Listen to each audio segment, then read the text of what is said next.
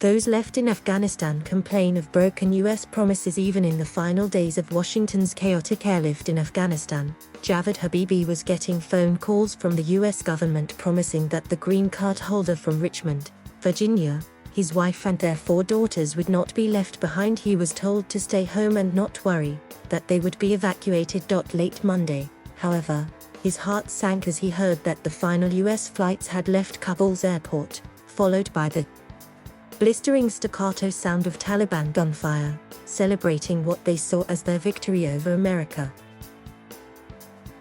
"They lied to us," Habibi said of the U.S. government.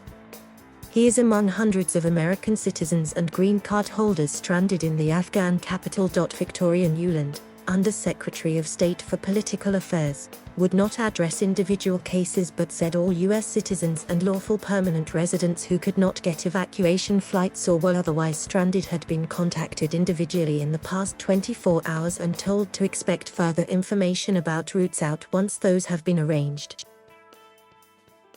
"We will communicate directly to them personalized instructions on what they should do, when they should do it, and how the United States government feels we are best positioned to help them do that," added State Department spokesman Ned Price. Secretary of State Antony Blinken praised the evacuation effort despite the scenes of thousands of people jammed outside the gates at Kabul's airport.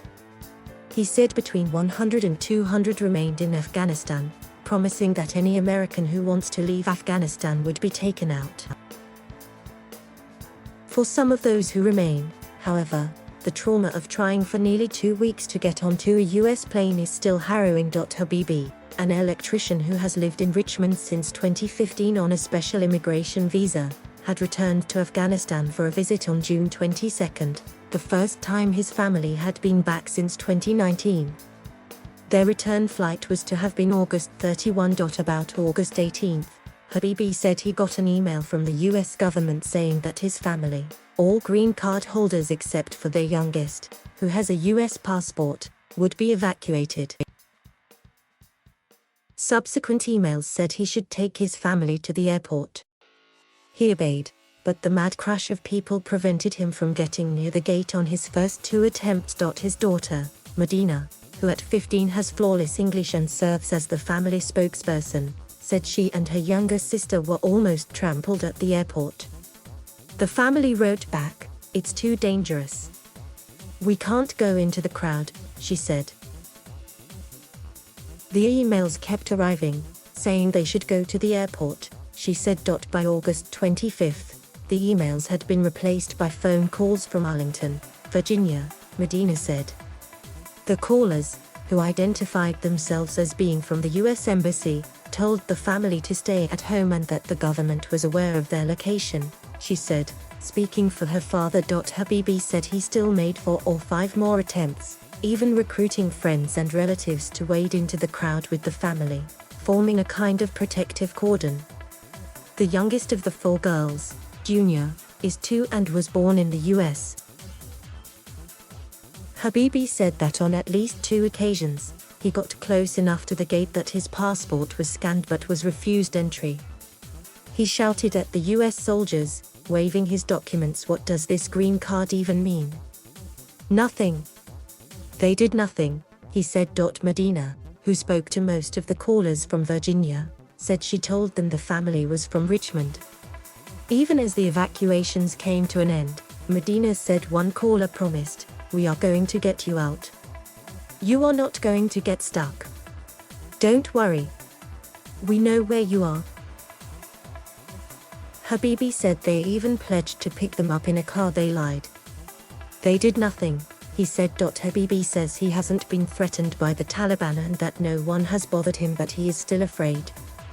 News stories and horrifying posts on social media have him convinced that the Taliban will kill him, he said, although he admitted he doesn't know of anyone being targeted. "I'm just afraid. I follow the news," he said.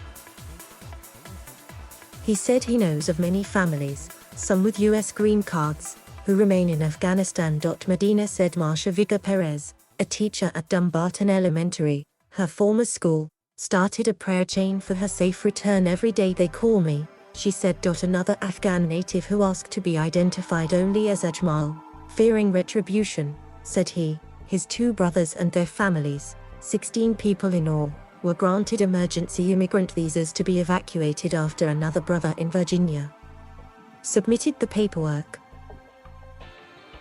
Ajmal displayed emails from the US government that said, please make your way to the Hamid Karzai International Airport and use the Camp Sullivan Gate, not the civilian entrance, although he also was warned that the gate could change daily. He said he and his relatives went to the airport, but heavy gunfire by the Taliban and the crush of thousands of people sent them back home. On one occasion, he said he received an email telling him and his family they would be picked up at a spot near the airport at 3 a.m.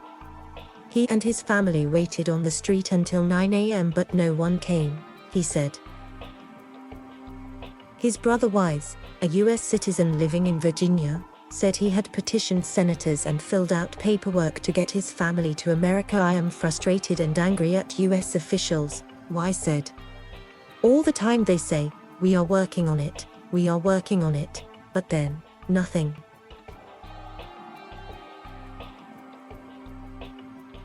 Thank you for watching. Please subscribe.